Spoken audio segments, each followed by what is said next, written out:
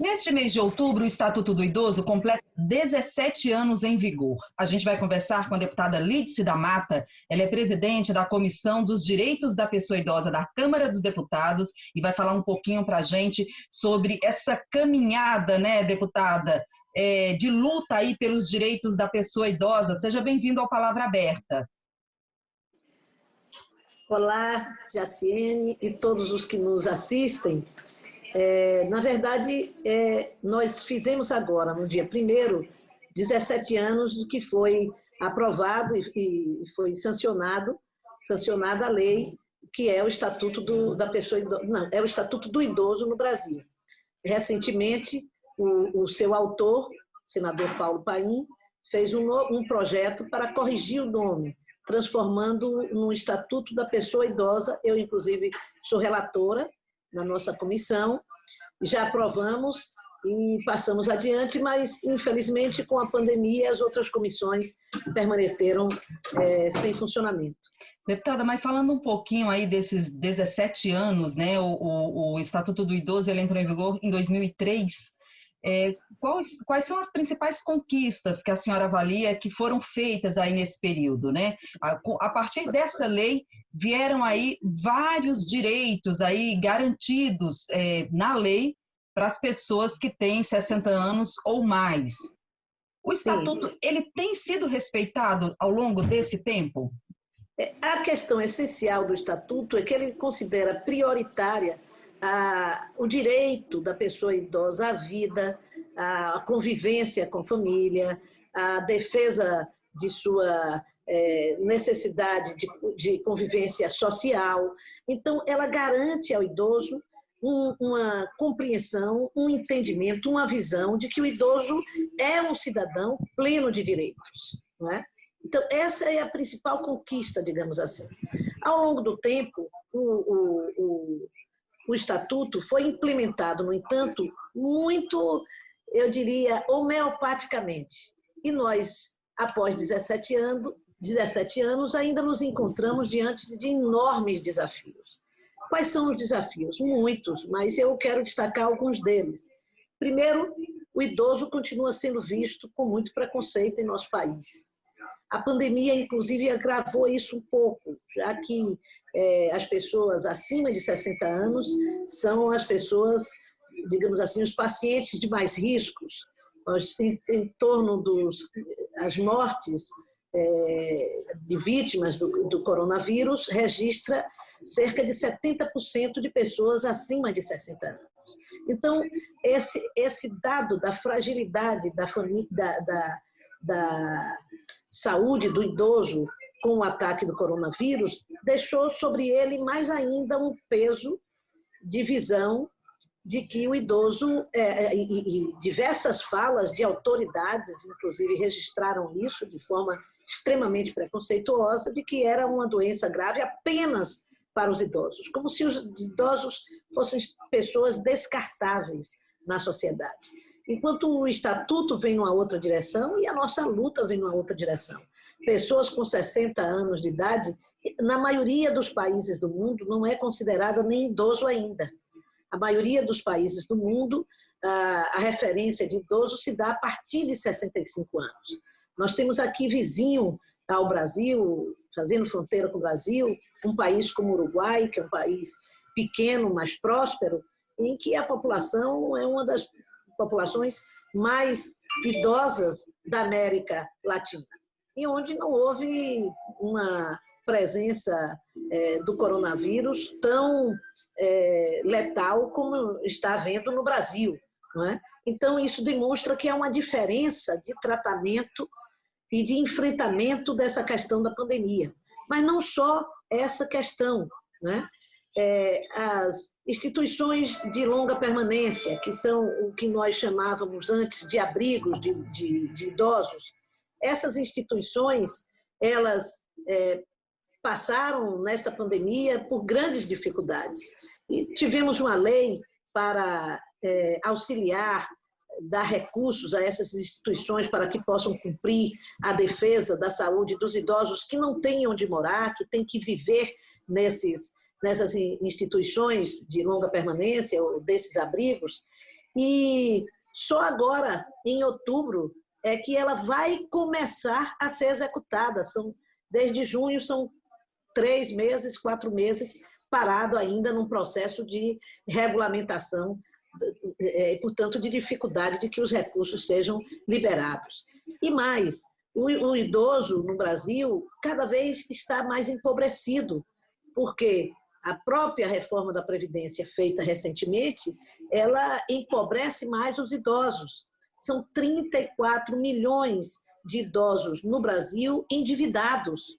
Por isso, uma das nossas principais lutas neste momento é para que haja uma suspensão do pagamento de 4 meses, de 3 meses. Há diversos projetos nessa direção, cerca de 34 projetos na Câmara dos Deputados.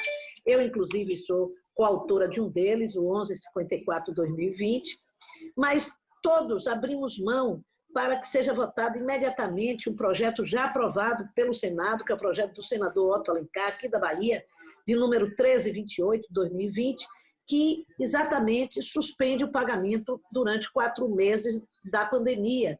Esses idosos não vão deixar de pagar a sua dívida. Não é um perdão da dívida.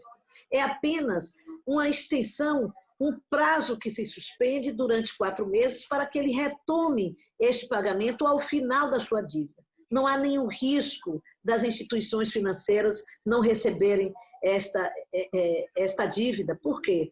Porque esta dívida, como o nome diz, é consignada.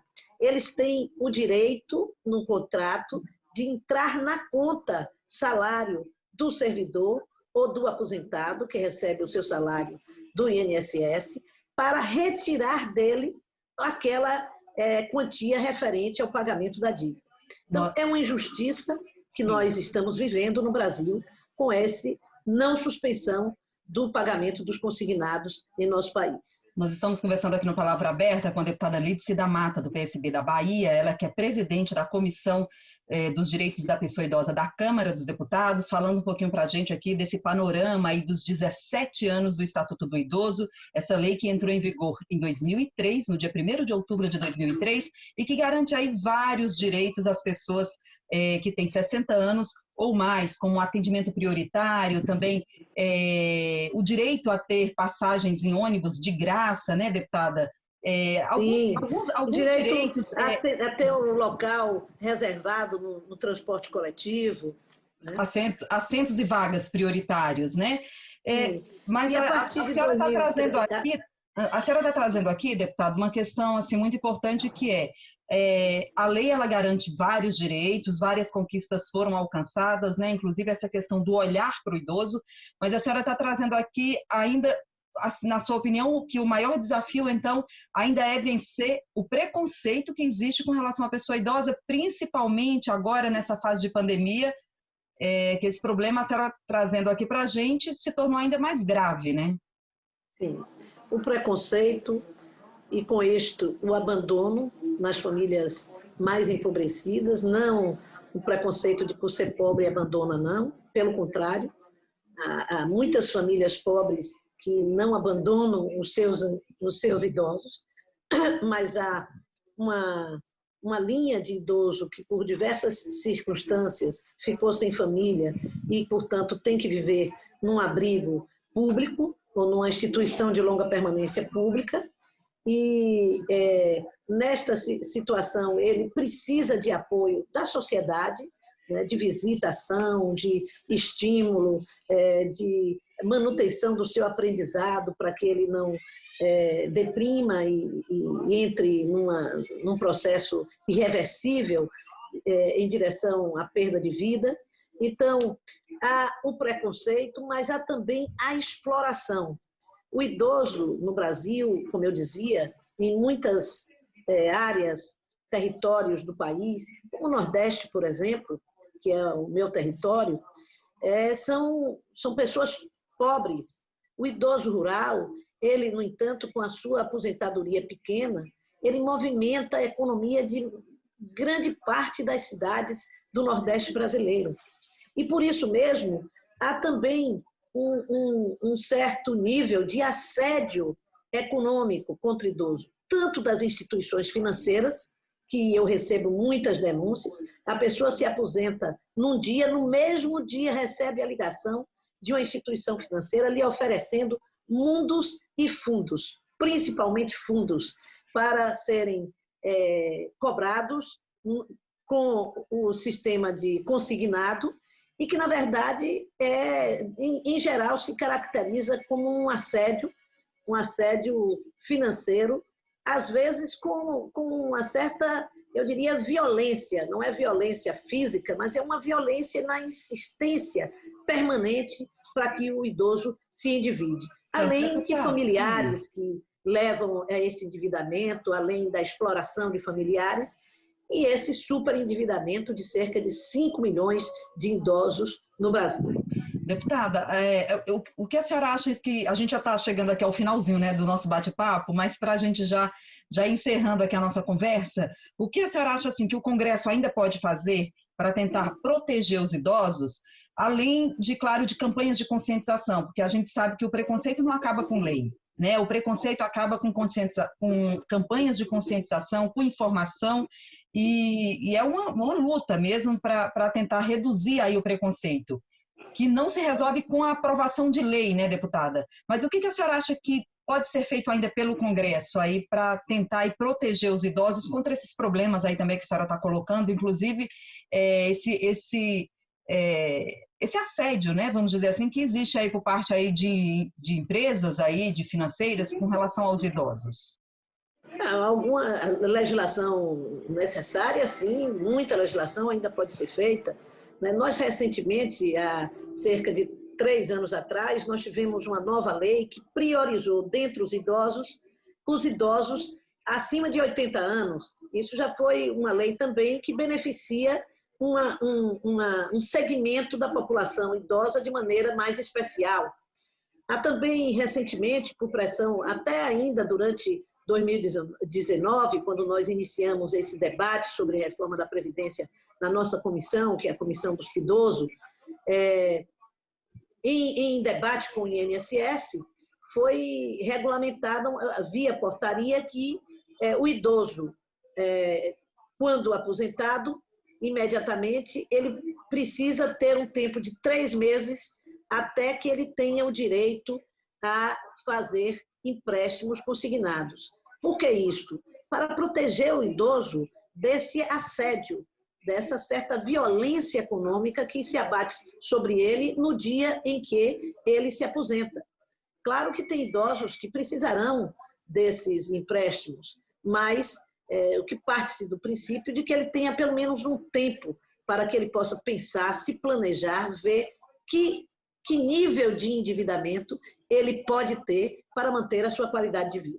Deputada, a gente chegou aqui ao final da nossa conversa, a gente agradece muito a sua participação aqui, as suas colocações, né, com relação aí ao Estatuto do Idoso, aos direitos da pessoa idosa e também todos esses desafios que a senhora traz aqui, que ainda é preciso vencer, né, com relação ao respeito aos idosos no nosso país. Mais uma vez, muito obrigada pela sua participação aqui no Palavra Aberta. Obrigada. Obrigada a vocês. Nós conversamos com a deputada Lídice da Mata, do PSB da Bahia. A gente fica por aqui e até a próxima.